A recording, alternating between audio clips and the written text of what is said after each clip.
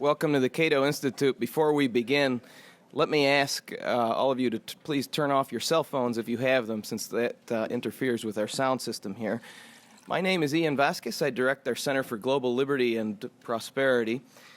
Economic history is full of examples of successes, of people, of innovations and inventions of entire countries. The explanations of economic success are about as varied as the examples. Now, development economics, as a subfield of economics, which was born in the post-war period, has gone through a number of fads over the decades, and for a long time ignored the lessons of developed countries. Those fads have included an emphasis on infrastructure, on industrialization, on poverty reduction, a focus on agriculture, state-led development, lending conditioned on market reforms, the so-called Washington Consensus, and so on. Development economics has matured over the years, and I would say that most practitioners now do accept a central role for the market and reject the more naive faith in predatory governments that characterized the field in earlier years. But in Washington, it's difficult to talk about economic development without the discussion quickly devolving into a discussion about foreign aid. And that's a shame, because we know that there are a number of things, not foreign aid, which are the real determinants of economic progress. The aid discussion, it seems to me, is a great distraction away from the real determinants of growth. And it is a reflection also of the constructivist mentality that I think still holds sway in much of development economics, whereby Washington, the World Bank, or government programs are reflexively called to solve the big problems of underdevelopment. An extreme manifestation of that mentality is the current political campaign to massively increase foreign aid to poor countries in order to pull them from their so-called poverty traps. Old, discredited ideas are being brought up, ideas that have very little support, actually, among development practitioners, and canvassed in today's political capitals. There is another view, however, one that sees decentralized decision-making in the market and in politics, that views that as a superior path. More and more scholars are discovering the insights of Nobel laureate Friedrich Hayek, one of the 20th century's greatest social thinkers, as they apply to developing countries. Insights on dispersed knowledge, on subjective preferences, on the discovery process, the role of information, and so on, all make the case against planning and in favor of individual liberty and a great deal of humility. That's why I'm very pleased to have with us today Bill Easterly, who's one of the country's leading development economists, somebody who has discovered over the past several decades in his career how useful some of Hayek's thinking can be in thinking about economic development. Bill Easterly is a professor of economics at New York University, and he also works at the Africa House, which is part of New York University. He is the co-director of New York University's Development Research Institute.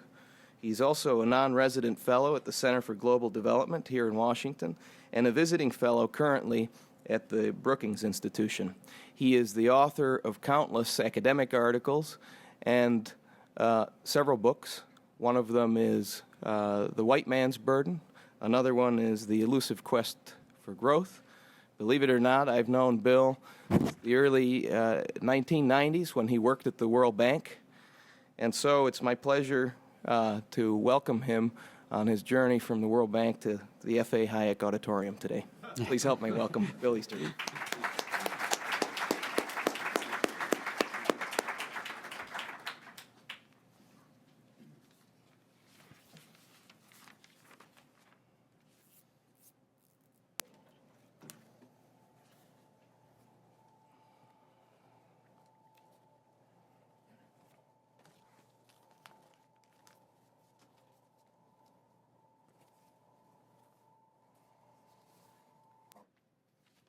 Well, good morning.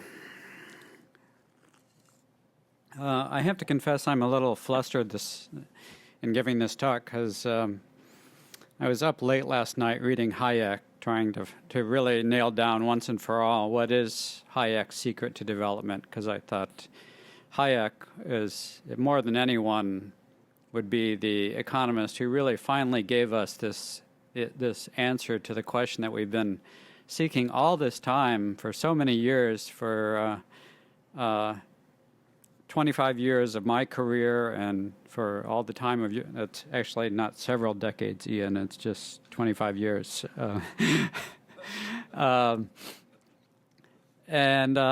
I was sort of up late last night reading Hayek, then I woke up early this morning and read some more Hayek.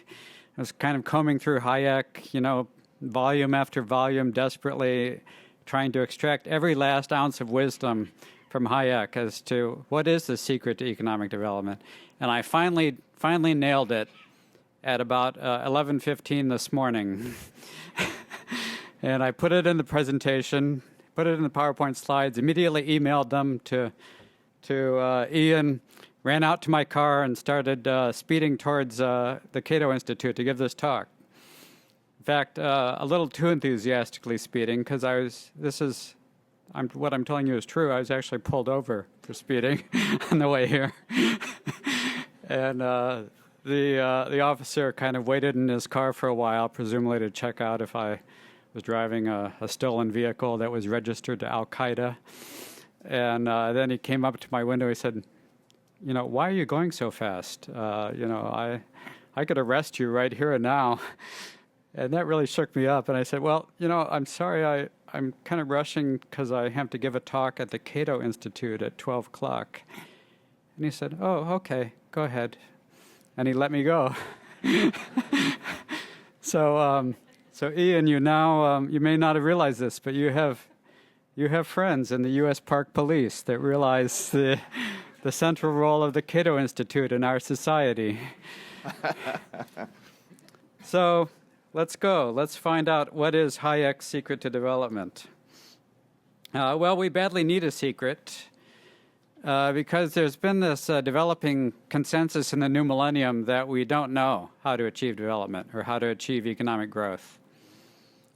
And, normally I'm a very humble guy and don't celebrate my own accomplishments, but I'm kind of proud of the fact that back in 2001, I wrote a column for the Financial Times called The Failure of Development.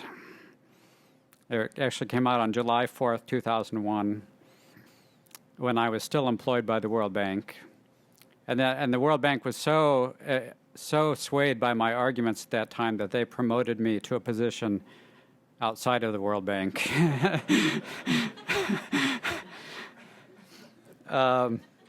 And then, since then, many more people have jumped on the bandwagon to say, we really don't know how to achieve development. Harberger said that we don't know which policies achieve growth. There was a big group of famous economists that got together in Barcelona to deliberate for several days and then to conclude that they didn't have a clue. Then Danny Roderick, who is always a good contrarian and a co-author of Arvind's, said that the experience of the last 2 decades has really frustrated any expectation that we had a fix on how to achieve economic growth. The World Bank is just wrapping up a multi-million-dollar research endeavor called the Spence Commission, whose conclusion is going to be that we don't know anything. And then we, last of all, to achieve the maximum prestige possible, I bring together, I quote the most venerated figure in all of economics, and someone I venerate very much, Nobel Prize laureate Robert Solow, in which he said, in real life, it's very hard to move the permanent growth rate, and when it happens, it's really totally mysterious how it did happen. So that's the state in which we are in today, in which we really don't know how to achieve economic growth and development. And how did we get here? Well, we've had some traumatic experiences as development economists. There was this sort of mainstream economic consensus called the Washington Consensus that was going to generate strong growth in Africa, Latin America, and the Middle East in the 80s and 90s, which then, after the fact, became known as the lost decades in Africa, Latin America, and the Middle East. There was the failure of shock therapy in the former Soviet Union, which instead of generating growth, instead generated one of the worst depressions in economic history in the former Soviet Union, as people tried to implement shock therapy to introduce free markets overnight. And then, of course, we have had some rapid growth episodes, but unfortunately, the one characteristic that has been pointed out of rapid growth episodes is they don't last. Almost all rapid growth episodes are a very brief duration and are not sustained. Miracles don't last. And this is what we've had after the fact. There's also kind of the embarrassing fact that we haven't done all that well predicting country success and failure before the fact as development economists. So I'm going back to some of the old development economists. How well did they do predicting which countries would succeed? Well, there was one prediction that there was this one country that unveiled a development program, and the World Bank economists just kind of rolled on the floor laughing out loud when they saw the development program, and they said it's inconceivable that exports will rise as much as projected. The World Bank economists looked at this. This was a World Bank mission in 1962. This is completely ridiculous. These people have lost their minds. These people were Korea in 1962, whose growth exceeded all of the projections that were in that document the World Bank was laughing at. Then we had other people elsewhere. We had prominent economists worrying about population growth in one country that was going to be a potentially explosive problem leading to a mounting unemployment burden. That was that big disaster that is known as Singapore, and the prediction was from Nobel laureate Gunnar Myrdal in 1968. But there was at least one success story that the World Bank correctly called a country that had made remarkable economic progress, whose long-run potential compares favorably with that of all other countries in Southeast Asia. That was the World Bank on Burma in 1958. And then, of course, we've been surprised by success in several ways. As I already mentioned, rapid growth didn't last, so the stars of the 60s and 70s were actually not China and India. They were Brazil and Cote d'Ivoire, who have done much worse since the 60s and 70s. China and India did poorly in the 60s and 70s comparatively, and have done great since, as you all know. Then there is one group of really consistent, great growth performers, which are the East Asian miracles. The World Bank wrote a big report in 1993 called the East Asian Miracle that celebrated the success of 8 countries. Then, of course, all of them are all very well-known examples of rapid growth to you. The only embarrassing thing about that is that no one has, either then or before then, has succeeded in replicating the East Asian Miracle anywhere else. If it were so obvious how the East Asian Miracle happened, then you would think it would be able to be replicated in, Democratic Republic of the Congo or some random country that was trying to achieve rapid growth. But economists totally failed to replicate the East Asian Miracles anywhere else. And what's more, the East Asian Miracles even failed to replicate their own success after their success had been celebrated in the World Bank report. Sure enough, after the World Bank report came out in 1993, since then, the East Asian miracles have regressed strongly to the world mean, where now they're just barely growing above the world average. So I guess the lesson of the last 2 slides is whenever the World Bank issues a report celebrating a country's success, you should immediately go short on that country, and the country itself should try to persuade the World Bank not to issue any reports on its success. So Hayek, now here is my first quote from Hayek, the first of several that will be in this presentation. Hayek actually predicted that growth would be unpredictable. And he predicted that economists would fail to predict which policies created growth. This was back in an article written in 1968 in which he predicted unpredictability. So Hayek knew something that the rest of us didn't at that time. He said, "It seems incredible to me that we can determine in advance the future structure of a society in which the major problem is still to find out what kinds of material and human productive forces are present, or that we should be in a position in such a country to predict the particular consequences of a given measure." So that was Hayek. He got it exactly right, that everything would be unpredictable. Why is everything so unpredictable? One reason is that this unpredictability happens at every level. It's not only unpredictable which countries will succeed. Within each country, it's unpredictable which industries will succeed. Who would have predicted that India, the big success story in India, which has a great scarcity of skilled labor, would be the skill-intensive IT sector, that would be the big hit? Or that garments would be the big hit in Bangladesh? Or that integrated circuits would be the big hit in Philippines, which has taken over 71% of the world market? Or that cut flowers from Kenya would take over 40% of the European market in cut flowers. Nobody predicted these things. These things are completely unpredictable. Or my favorite one, that Egypt found a big hit and which actually earns it. This one product exported to one country earns Egypt 30% of its manufacturing export revenues, and that is bathroom ceramics exported to Italy. So this was a surprise. It's not really something that lends itself to a recipe. I don't think anyone has run around saying, "Oh, thank God Egypt has shown us the way. The secret is export bathroom ceramics to Italy, and then you will become rich." What's really going on is this phenomenon that there are always big hits. The top 3 manufacturing goods out of 3,000 possible 6-digit categories of manufacturing goods in every country on average account for about a third of all manufacturing export revenues. And the top-ranked export of a country among manufacturing exports produces 17 times more value than the 10th-ranked manufacturing export. So there's this incredible concentration of big hits that are of enormous scale.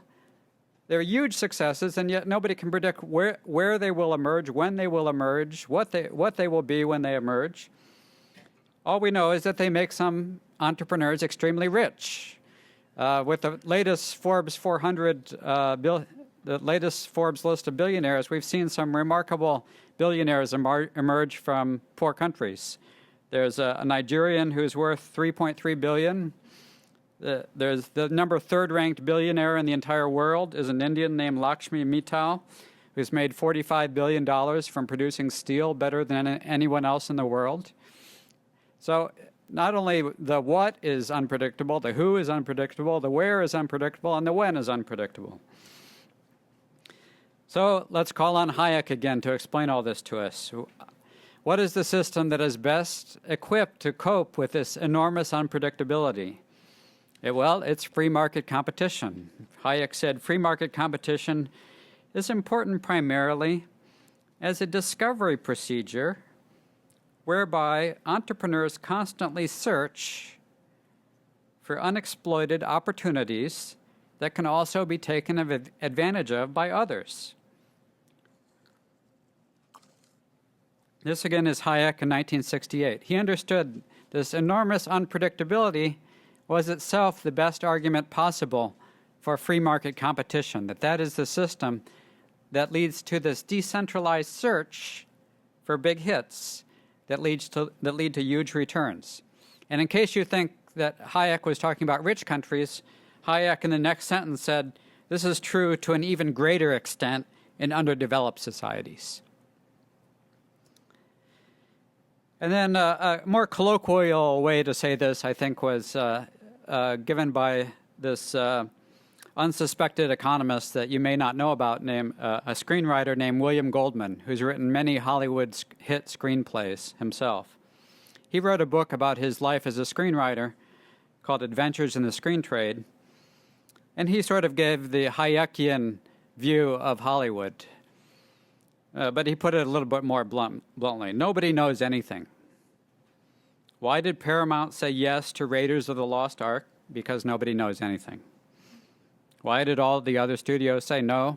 Because nobody knows anything. Why did Universal, the mightiest studio of all, pass on Star Wars and thus forever lose the opportunity to star Natalie Portman? Because nobody, not now, not ever, knows the least goddamn thing about what is or isn't going to work at the box office. Am I allowed to say goddamn at the Cato Institute? Thank you. Lowercase, thank you. I don't know if you have like a 2-second delay on the microphone here with a bleep, but.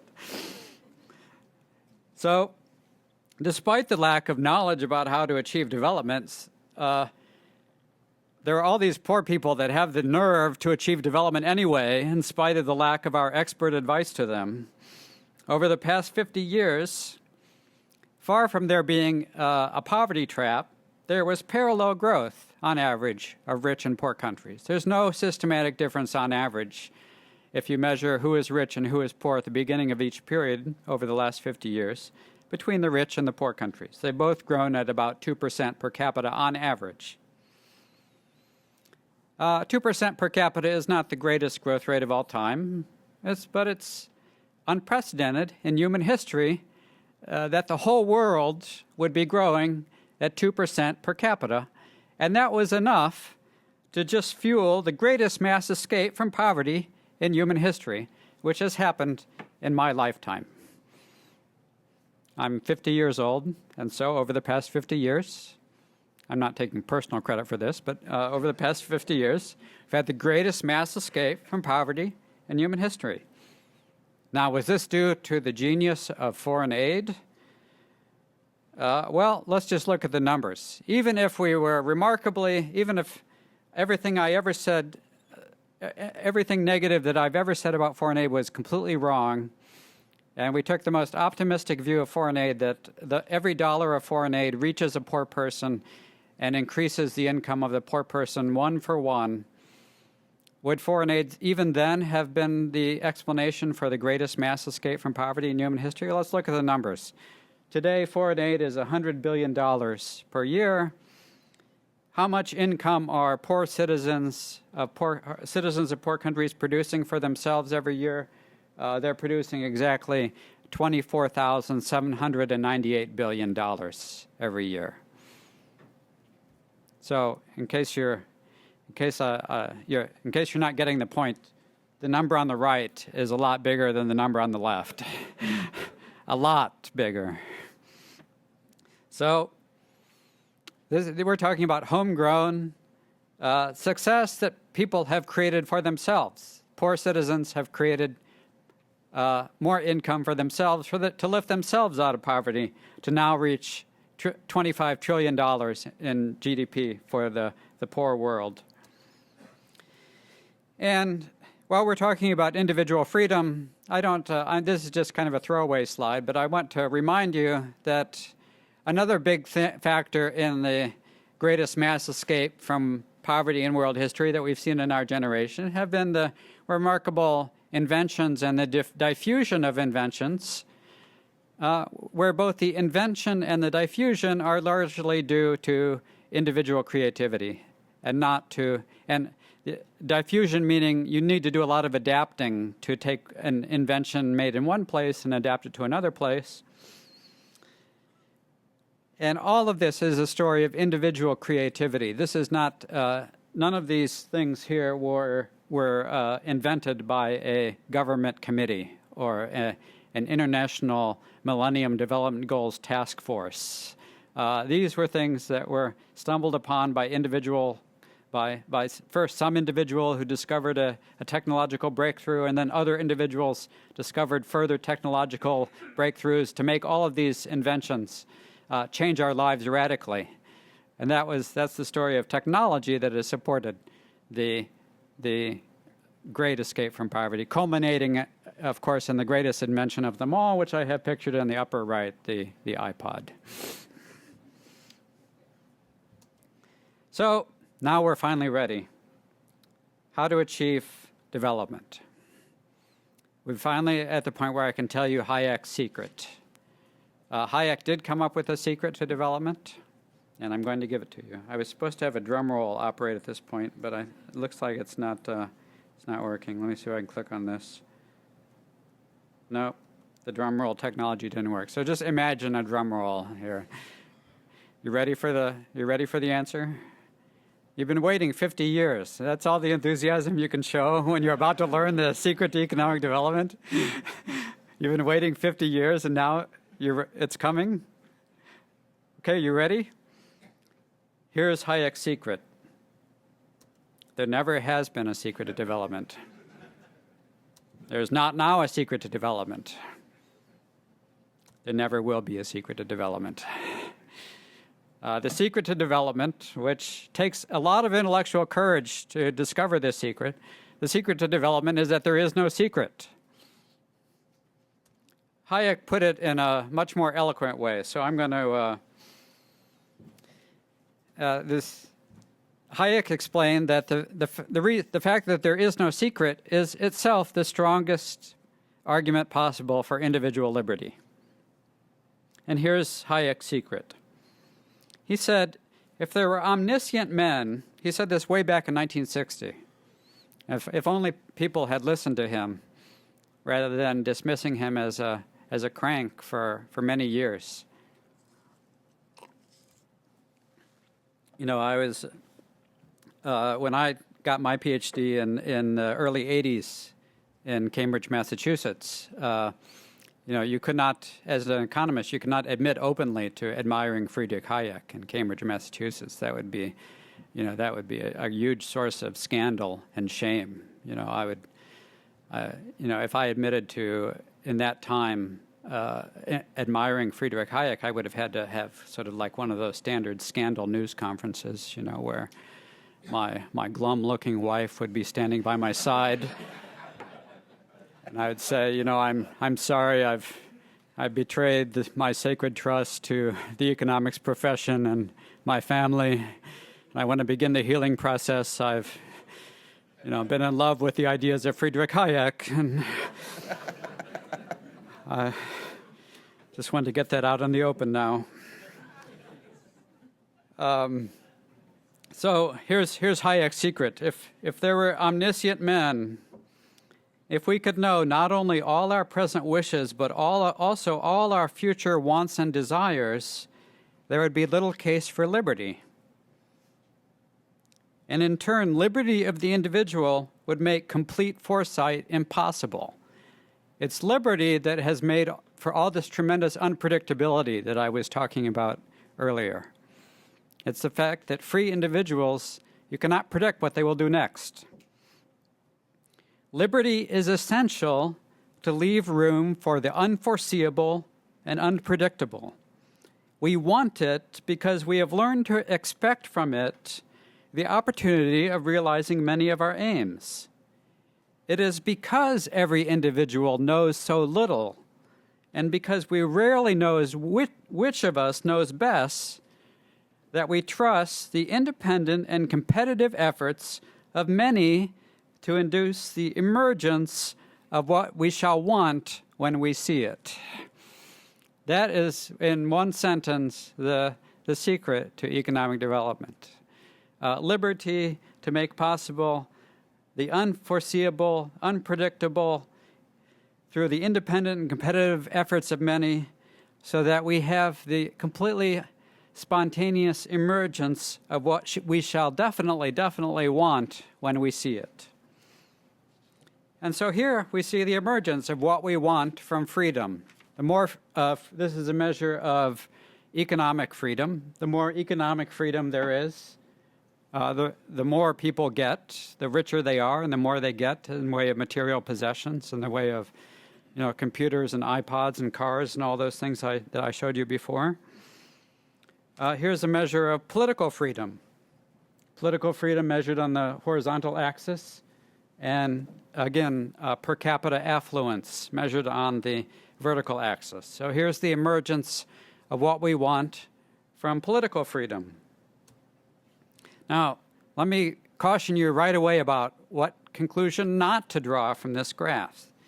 Here is, if you if you think that this is the answer, then you still have not quite gotten Hayek's point. If you think that the answer was, well, oh, we know the answer, just immediately implement democratic capitalism and poor societies will become rich. That's not the answer. That's still not the answer. Because there's no one in a position to implement democratic capitalism. There's no one who can be put in charge to implement democratic capitalism. That's a contradiction in terms. And here Hayek explains the process some more. So here's, the fruit of all my late night reading of Hayek is all these quotes I pasted in here. This is kind of a standard lazy way to give a speech. It's rather than come up with your own material, you just quote someone else who understands things better than you do. So here's another great quote from Hayek. The interaction of individuals possessing different views is what constitutes the life of thought. The growth of reason is based on the existence of such differences. Its results cannot be predicted. Here again, he's harping on this stuff that cannot be predicted. But we've seen that's a great thing to harp on, because if there's anything else about growth and development, it's that it's completely unpredictable. That we cannot know which views will assist this growth and which will not. To plan or organize progress is a contradiction in terms. I wish that could be put on the wall of the World Bank, where right beneath the slogan where they say our dream is a world free of poverty. Well, they have no clue how to achieve that. So I'd like to put beneath it, to plan or organize progress is a contradiction in terms. Take that, Millennium Development Goals. Pow. Individualism. Individual liberty. Individual liberty is an attitude of humility before this social process, this spontaneous social process, and of tolerance to other opinions, and is the exact opposite of that intellectual hubris which demands comprehensive direction of the social process. This is exactly where development has gone wrong for 50 years, is that we demand comprehensive direction of the social process. And that demand leads to undevelopment. It leads to lack of development. It leads to underdevelopment. Hayek's insight was giving up on that demand for direction of the social process is what leads to liberty and development. So how do you create the conditions for individual freedom? How do you individual freedom seems to be, the big thing going on here. So how do you create the conditions for individual freedom? That's there's sort of an infinite regress here. You say individual freedom is what matters, but then how do you create individual freedom? So the conventional answer, which again completely fails to understand Hayek's insight, is the conventional answer is get together a bunch of experts on institutions, assemble all the world's leading experts on institutions that promote economic freedom, and have them design the right institutions for economic freedom, and then have those implemented by tomorrow. That's the conventional answer. Here's Hayek's answer. The value of freedom consists mainly in the opportunity for the growth of the undesigned. And the beneficial functioning of a free society rests largely on the existence of such freely grown institutions. So Hayek is saying, no, you still don't get it. You can't put the experts in charge of designing the institutions that promote freedom if the institutions themselves emerge from freedom. It's the institutions themselves emerge spontaneously from free individuals. That's the growth of the undesigned. No one's designing institutions. The beneficial functioning of a free society rests largely on the existence of such freely grown institutions. I know I'm really stretching the paradox here to the utmost.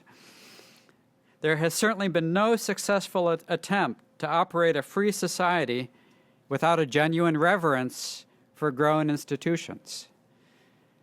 So the opposite of freedom is you try to do top-down social engineering to try to make the right institutions. The meaning of freedom is that you allow out of free individuals institutions to grow to accommodate that freedom. Now, this may sound really hopeless. How is freedom just going to spontaneously grow from free individuals? How is it going to emerge? How are we going to get these? This just drives people crazy when you say things like this, that it's the growth of the undesigned. It's freely grown institutions. Well, I don't know. I'm sorry if this paradox kind of disappoints all of you and me who made our careers as kind of social engineers of institutions, but the good news is that freedom is actually spreading around the world. There's something happening here, to quote the line of an old, really smarmy, sentimental rock song that I play that my kids cringe at. Something is happening here, and the something happening here is freedom is spreading around the world. Here's two graphs, one on economic freedom and one on political freedom. Very, very subtly depicted in the colors of red, white, and blue. The red is the not free, the white is the partly free, and the blue is the free. Where, of course, these are based on measures which are imperfect, and the definitions of not free and free are very imperfect, so we're dealing with imperfect measures here, but they do give us some idea of what is going on around the world. And this is, the share of countries around the world that fall into these three categories. Economic freedom has been growing at the expense of economic unfreedom. Political freedom has been growing at the expense of political unfreedom, at the expense of political oppression and repression and violation of human rights and oppression of the individual. Freedom has been growing. So it's happening. Freely grown institutions are happening. So let's keep pushing this paradox to the utmost. That the key to understanding freedom is to not say freedom is itself the secret. I'm still going to stick to the principle that the secret to development is that there is no secret. Freedom is not the secret. It is the recognition there is no secret. And it's the willingness to acquiesce in a spontaneous order in which there is freedom for individuals.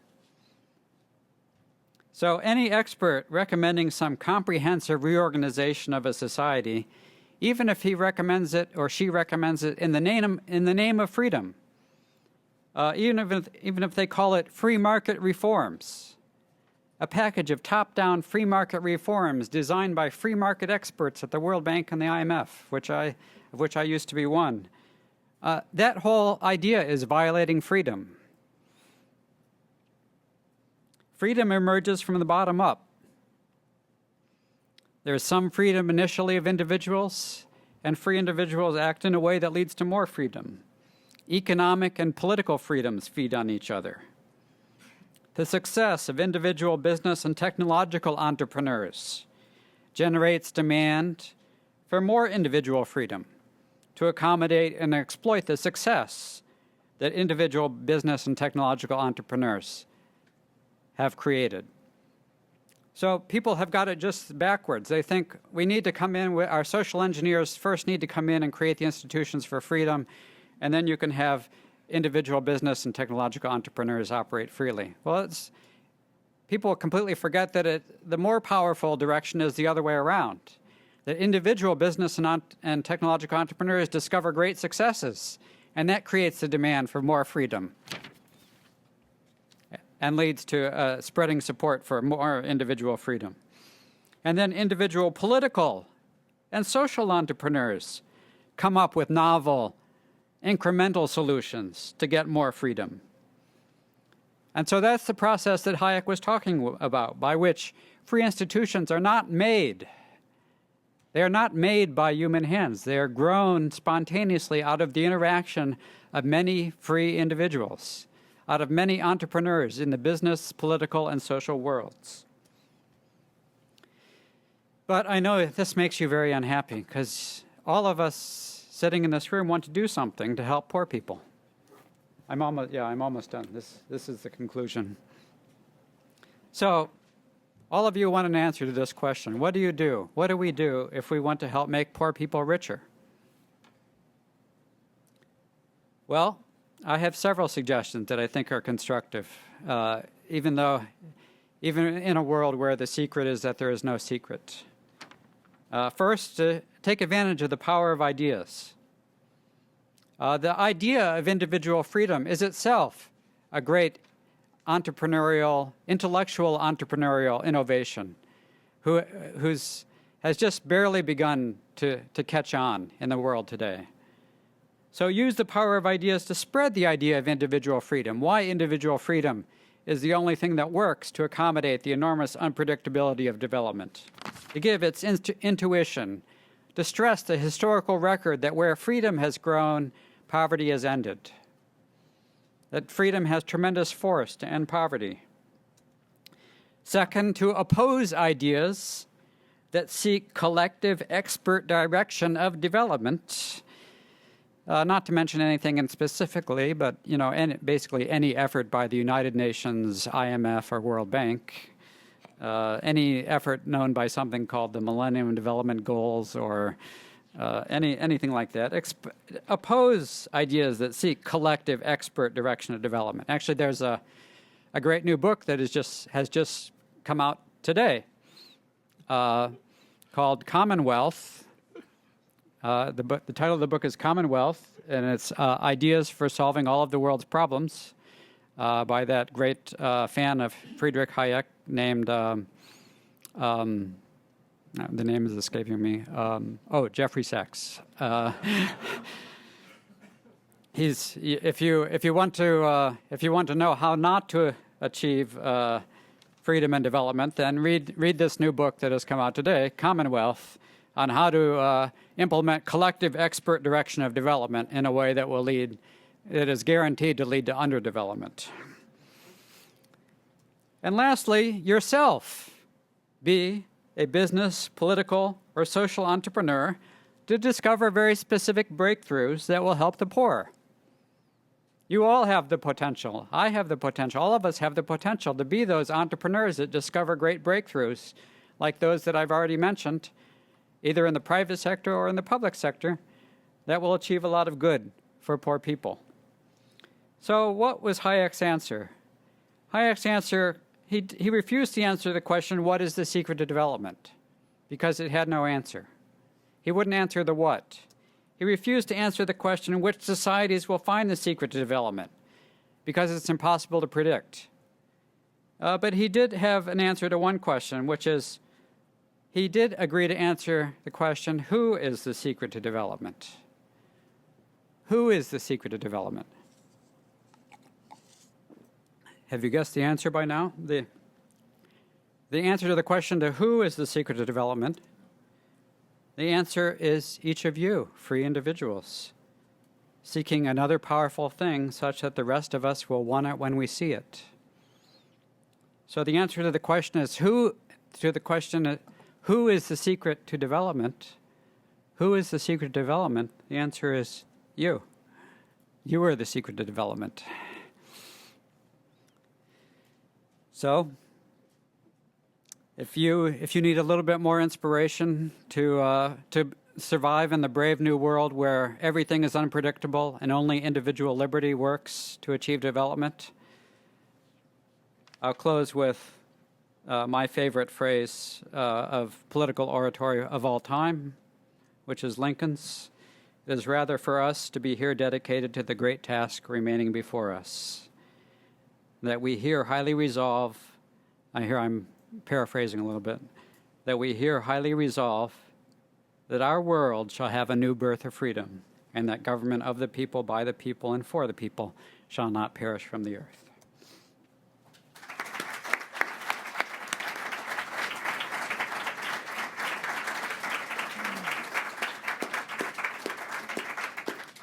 Thanks, Bill. I think those were hopeful comments, even though you didn't give us a detailed direction on how to get development.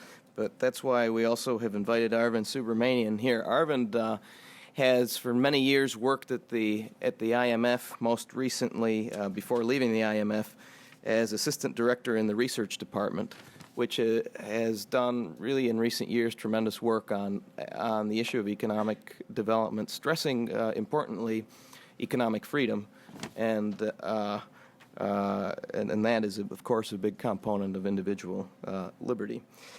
He is now a senior fellow at the Peterson Institute for International Economics. He's also a fellow at the Center for Global Development here in Washington, D.C., and he has also served for GATT, the General Agreement on Tariff and Trade, in the past. So he has a wide experience with multilateral institutions and economic development generally. Please help me welcome Arvind Subramanian.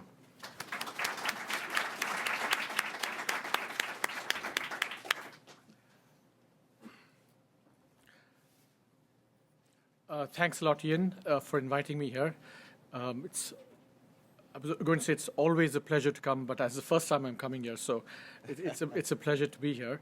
If I can find my...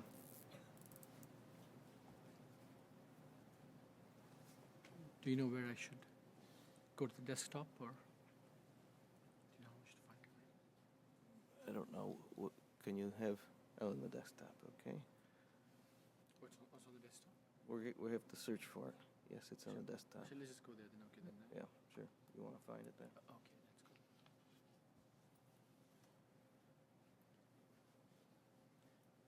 let's go. It's always a really difficult act to follow Bill. There's Bill the economist to cope with. There's Bill the orator, and now Bill the the great speaker and peddler of freedom, if I may say so, to contend with. And of course, I didn't have Bill's presentation. And unlike the erudite Bill, I didn't go and read up Hayek. I just went to Wikipedia to get some Hayek quotes. And just to ensure that I had some measure of respectability in terms of knowing about Hayek, I went and read a very nice piece in the New Yorker by Jim Cassidy on Hayek. So my knowledge of Hayek is fairly limited, apart from what I know, what I've picked up over the years. Now, I know this is the Cato Institute, and this is an event on Hayek, and we have just heard Bill. But I don't think I'm going to let that stop me from challenging, endorsing some, but also challenging some pretty important things that either Hayek has said or Bill has said on his behalf. So hopefully, we'll have an interesting discussion, so that there's some kind of back and forth here. So the way I think about Hayek, at least the two big ideas of his through which I think one can view development or the development experience, is that, this is the thing about, I should have added, economic and political decentralization, the magic of markets, the power to assimilate information, the screw-ups associated with centralized planning, which Bill has suggested. And the second idea is the idea of the fatal conceit. And I want to break it up into two bits, because I think a lot of what Bill says, I think conflates two very different issues. One is, the fatal conceit of outsiders, and the other is a more questionable, or at least certainly more open to discussion, is do insiders also suffer from a fatal conceit necessarily? And I'm going to argue that what Bill has said actually is kind of a false opposition, and there is a serious question about the question of the fatal conceit of insiders, because the opposite of let freedom rule, let people decide, is not planners sitting on 19th Street directing development. I mean, the real world is about, within capitals, within countries, you have policymakers, and they have choices to make, decisions to take, and the question is, what should they do? And we know, as Bill rightly said, that although centralized planning from Washington and New York has failed, we know that policymakers have made a number of successful choices, which is why development has succeeded around the world. So we can't ultimately get away from the question of, the so-called fatal conceit of policymakers within countries. So what does Hayek have to say about these things, and what does the development experience have to say about things? I mean, the easy bit is for me, and I'm going to begin with the fatal conceit of outsiders, is the whole notion of planning from outside. And here, I am 100% with Bill. This is a graph from a chart from a paper that I did with Raghu on aid and growth, which got us into a lot of trouble, which basically tends to suggest that, countries that receive more aid, if anything, grow slower on average. So I think a lot of credit to Bill for having, debunking this idea.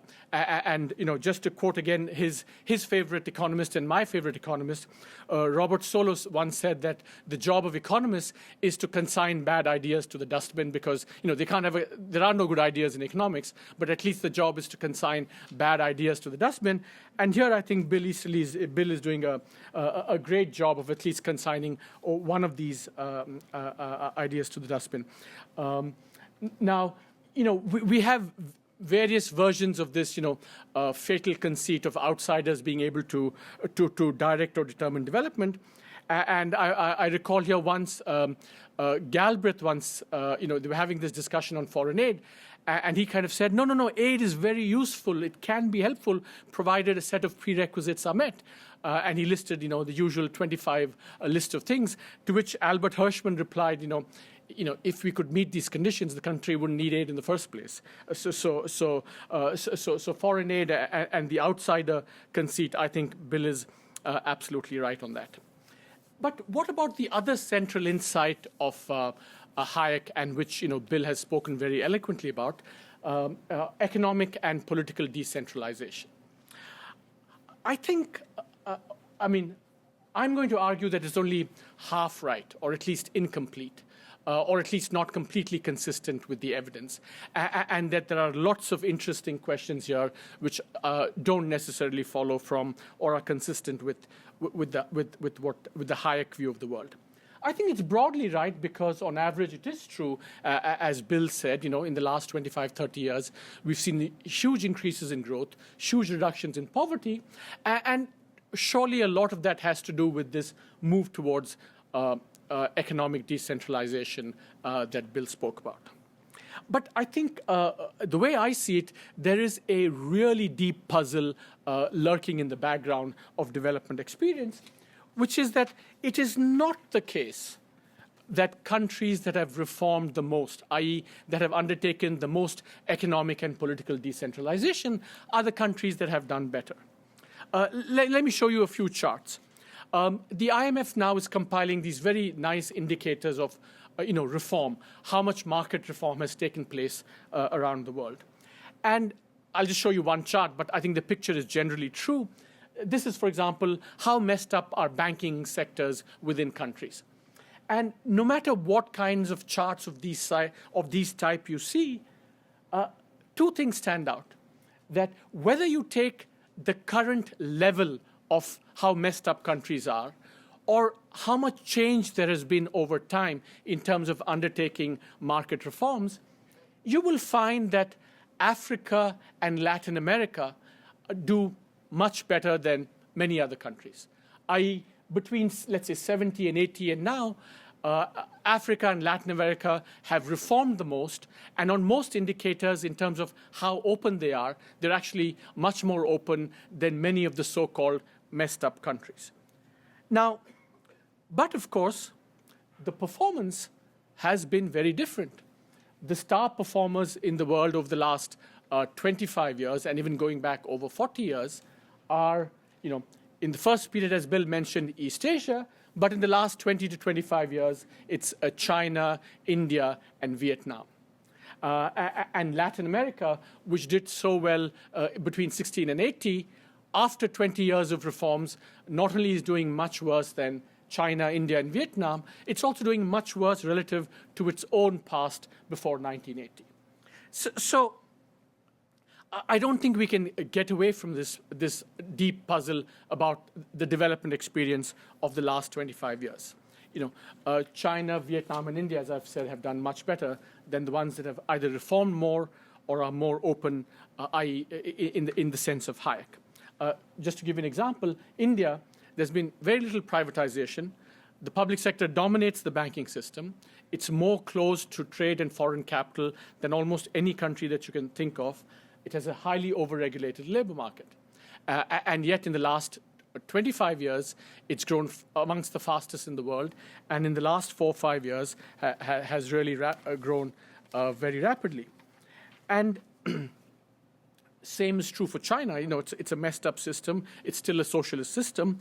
And a point that Danny Roderick makes, I think, is quite compelling, that if in fact China, India, and Vietnam, and countries like that had been doing worse than they are, and doing worse than Latin America and Africa, I mean, this would be a kind of home run for the Hayekian view of the world. More economic decentralization, the faster the growth. But that's not what the data shows you. So this is, I think, a deep puzzle about the contemporary development experience. Now, let me just add that I've been speaking about economic decentralization, but if anything, it's even more true of political decentralization and the development experience. Let me say first of all that democracy, etc., have intrinsic value. So I'm not saying that choices about these things, insofar as there are choices, should be made just on the basis of whether these things get you more growth and more poverty reduction, etc.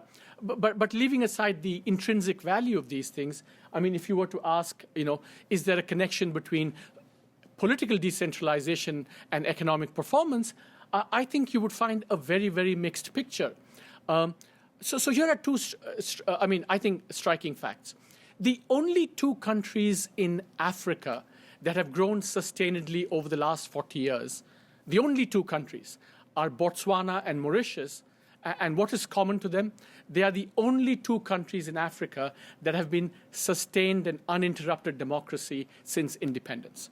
So this would be like, strike one for von Hayek and Bill. But the problem is, you look around East Asia, the model very much has been lack of political decentralization for long, long periods, rapid growth. You think of the East Asian countries, and then eventually political decentralization catches up with economic decentralization, as in Korea, Thailand, Indonesia, or it doesn't catch up at all, as in kind of Singapore, for example, and China. So to say that political decentralization is the answer to economic development is certainly not consistent with the data, and it's difficult to make a case for these things just on the basis that these will deliver economic development. I don't think that's borne out by the data. So how does one understand this puzzle? And the way I think about it is the following, that there's no question that, markets are important to create the opportunities, the incentives for the private sector. But, I mean, if what I said is just right, that's not enough, because certainly the countries that have done more in this direction are not the countries that on average have grown faster. Then there's something else going on here. And that, economic decentralization is important, but it's not, at least over these periods that we've studied, not decisive in terms of generating a long-run growth. So the way I think of it is that, there is a black box out there which we don't fully understand, and it's that interaction between this black box and the opportunities created by markets and economic decentralization that delivers on economic development. What this black box is, I completely agree with Bill and von Hayek. I mean, we don't really know, because certainly the experience has been very, very heterogeneous in the last 25, 30 years. In the case of India, for example, the skills that are the skills-based IT revolution that everyone celebrates now was created completely. It was historically created by the government and under unusual circumstances, and it just happens to be a matter of luck today that India turned out to have these skills in order to exploit the opportunities created by the IT revolution. And of course, in the case of China. In the case of China, I mean, dare we say it? I mean, some of the capabilities that China has had to create the growth have been created by have been a creation of communism. So I'm not saying, therefore, that communism is the recipe or is important to create the capabilities, but it's something that we just don't understand. But the essential point is that just economic decentralization is not delivering all the goodies that we want out of an economic system. So I think. It's clear that we do have a robust understanding of the negative agenda, what not to do. It's easy to say, don't be a Zimbabwe, don't debase the currency, don't create hyperinflation, don't expropriate wealth, and some basic don'ts we have a good sense of. But beyond that, I think there are at least two kinds of uncertainties which are very much consistent with the Hayekian notion of the fatal conceit. Kierkegaard said that life is lived forward but understood backwards. But I think in the case of development, both the retrospective understanding is riddled with uncertainties, and even more so about the prospective, policy agenda for what to do to get some of these things that deliver economic development. I don't want to go through the uncertainty on the retrospective understanding, because I think Bill himself has written eloquently. In fact, his first book, The Elusive Quest for Growth, actually goes through some of these so-called magic bullets, mantras, which never delivered. And so there's a lot of, we generally don't know because we thought education would be good, but it didn't deliver. We thought health would be good. We know that health doesn't necessarily deliver development.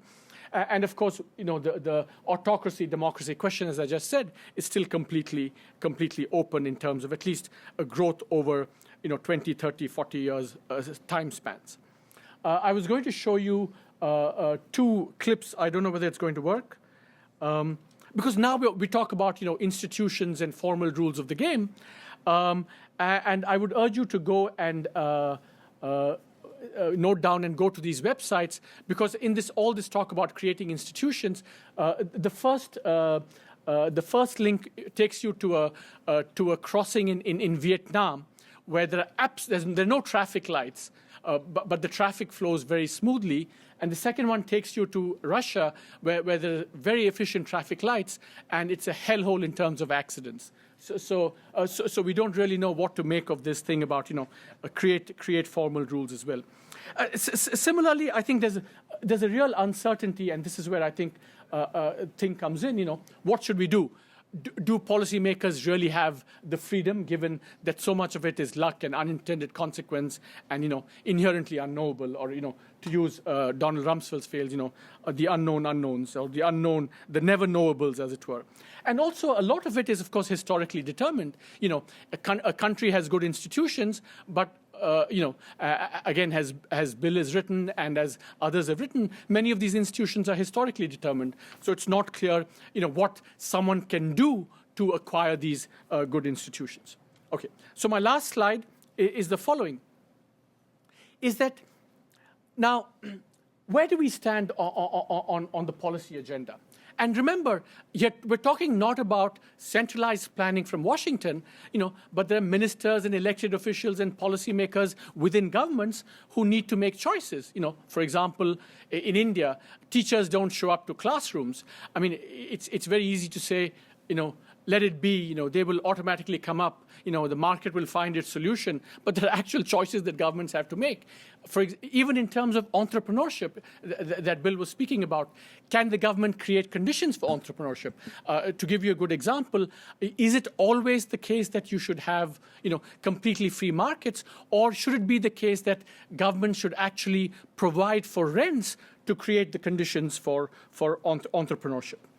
So if I have one takeaway at the end, is that it seems to be the case that successful developers, countries, have somehow had the capacity to figure out these things for themselves. So fatal conceit of the outsiders, fully agree. But within countries, there are still choices to be made, decisions to be taken, and what do we think about that? And I think here maybe the pendulum has swung too much in terms of saying, the market will do everything on its own. Maybe what distinguishes the successful developers is that they have effective public capacity, state capacity, to figure these things out for themselves. And how to get that state capacity seems to be a big, I would say, an agenda for further research and reflection. Thank you. Thank you. Do you want to respond to any of that? Yeah. Okay. Thanks, Arvind. We'll give Bill just a chance to respond to a couple of those comments. Okay, thanks, Arvind. I'm a big admirer of Arvind's research, and I appreciated very much his insights just now. I think they're basically. I just want to disagree with him on two things. First, he's giving all these statistics on how it's not the most reformist countries that have grown the most, and that actually the countries that have reformed the most have grown the least, or have done badly, and that's undeniably true. I totally agree with that. I've written papers on that. Other people have written papers on that. What is the lesson of this? I think the lesson is that you should not look for evidence of what works and what doesn't work in growth rates. In GDP growth rates over some relatively short period of time. And unfortunately, relatively short can even mean as long as 10 or 20 years. That we just cannot learn very much about what works and what doesn't work by focusing obsessively on growth rates as being the metric for success or failure. Because what do growth rates really capture? They capture lots of different things. For one thing, growth rates are heavily influenced by how bad things were before you started to have rapid growth. One very good way to have rapid growth is one interpretation of the China model for having rapid growth is first you put a psychopathic maniac in charge of the economy who kills tens of millions of people and completely terrorizes anyone from doing anything and destroys whatever hope there is of any success by anybody. Call him Chairman Mao just for purposes of illustration. And then thank God he dies and you get somewhat more sensible, pragmatic people take over and move away from a homicidal assault on the citizens of the country to sort of letting them operate in globalized free markets and take advantage of global free trade by themselves. That's a formula for rapid growth. So, any one of you, if you can achieve rapid growth in income by, giving up everything you have and becoming a homeless person for a year. You have a very low income for that year. And then return to what you were doing before and once again resume the business of becoming a successful, high-earning professional. And then you have very rapid growth of your income from the time that you were a homeless person to the time that you were a high-income professional. So growth really doesn't mean anything more than that. It just means things were really disastrous before, and now they're not so disastrous, they're better. So that kind of evidence tells us very little about what is the key to success or failure. I think the meaningful evidence is very much in levels. Those graphs that I showed you before between economic and political freedom and the very high correlation with the level of development. I think that is what vindicates the Hayekian prediction that out of freedom will emerge the successful meeting of the wants and needs that we can't even foresee or predict today of the population. And, how does China and India do on that scale? Well, not so good. China was at 1/10 of GDP before the new PPP revision. How much was China's income revised downward in the new PPP? About 40%. 40%. So now China's at about 1/20th of U.S. per capita income.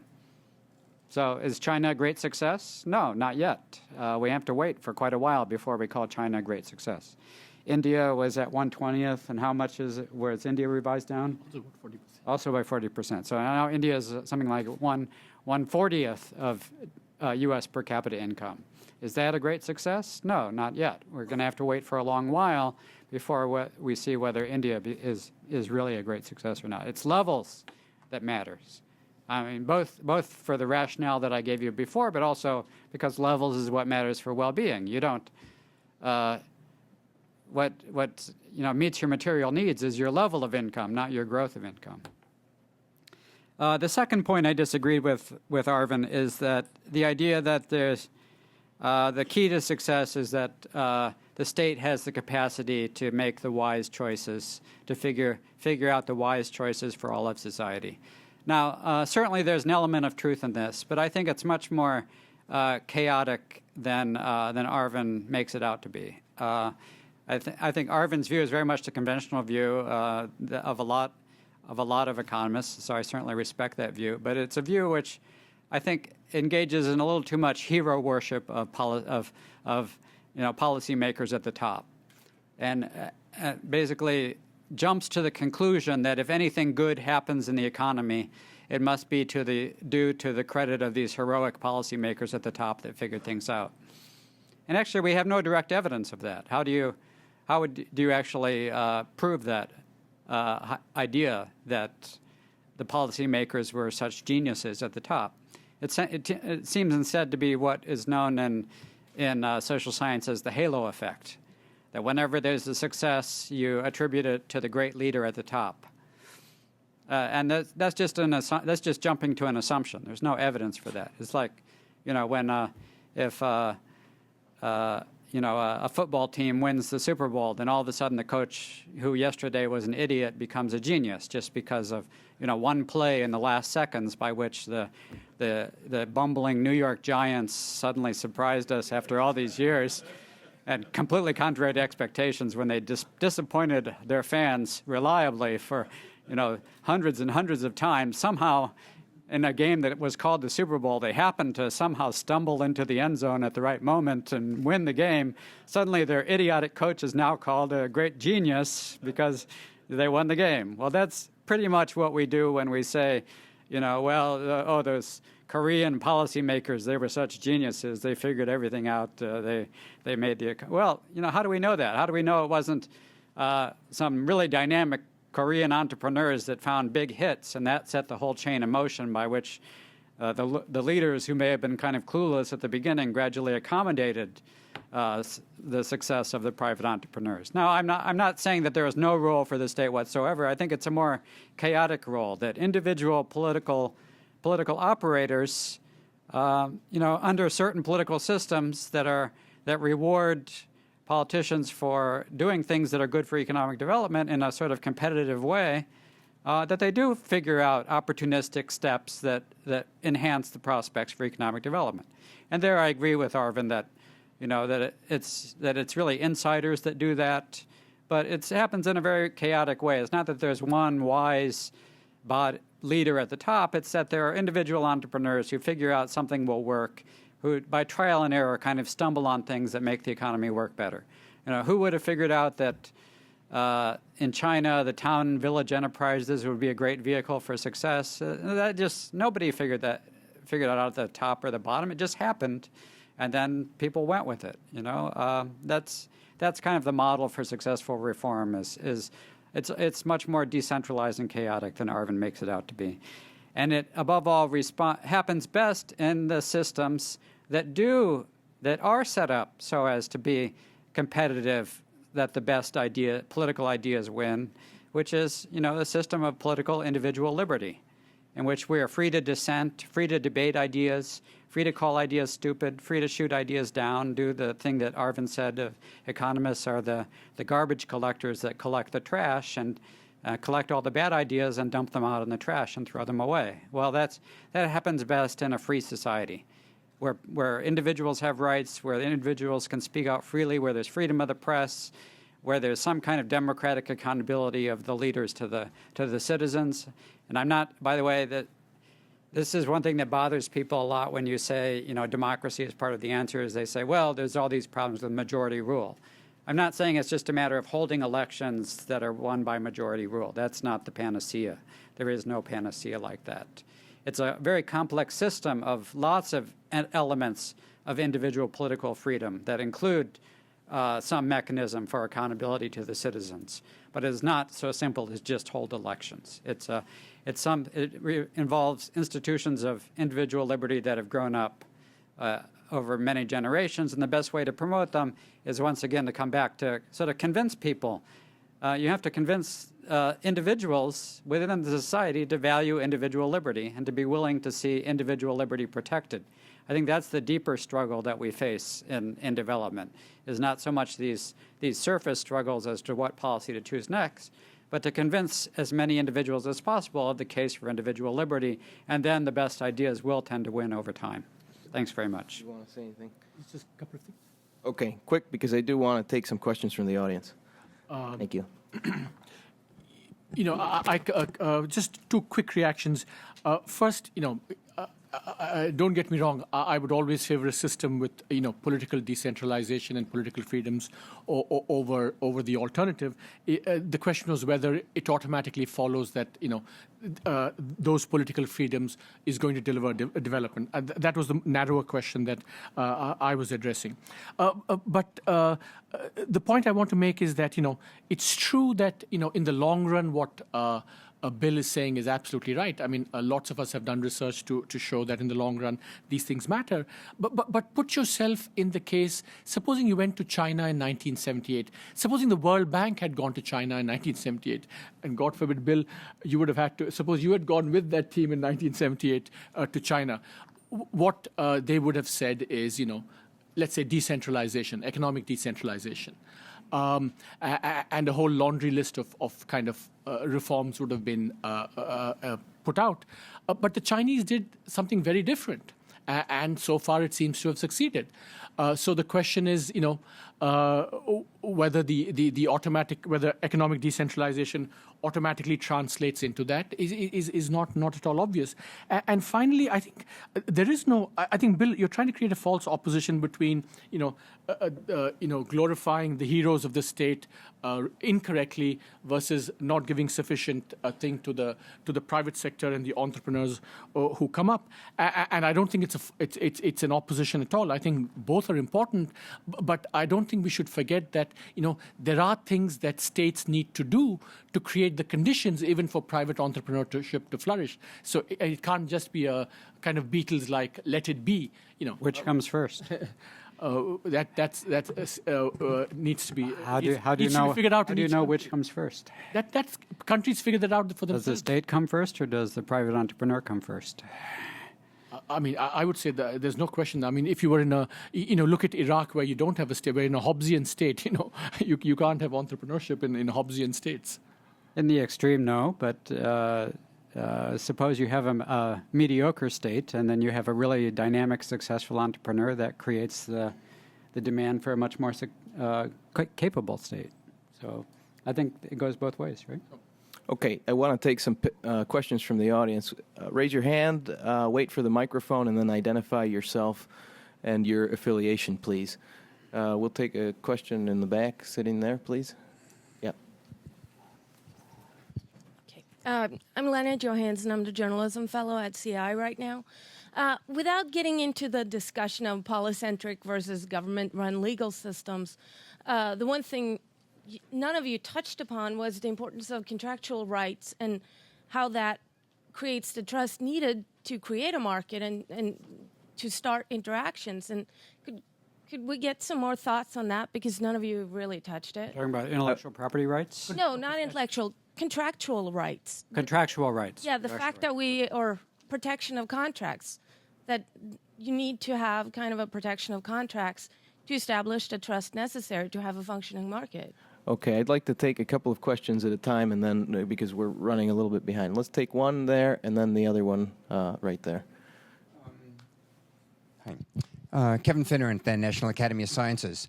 Solow is very popular in our community as well, largely because of his thoughts on the role of technology in economic growth One of the preconditions for having technology and using it well is having an education system that provides both people who can be innovators at the top end and workers who can be successful in producing the technology. I wonder what you think about the sort of policy or state role in education, and also what it means to have freedom in an educational system. Okay, right there. The next question. Yeah, two quick questions for Bill, but also Arvind, if he has a comment. On the Could you identify yourself, please? Yeah, Peter Whitney with Duke University. The case of the Korean entrepreneurs, and I've done a lot of work in Korea. Isn't it fair to say that Park Chung-hee, not that he's a hero, he had a lot of flaws, did help create a system where these big hits could take place? And then the other questions, I know we looked at the manufacturing exports of your top 3 manufacturers, but I think the numbers really show that disguises what's really going on, which is that 3/4 of trade is intra-industry trade. The Ford Escort that's made out of 37 or 42 parts from all different countries. So I just want to be interested in your comments on those things.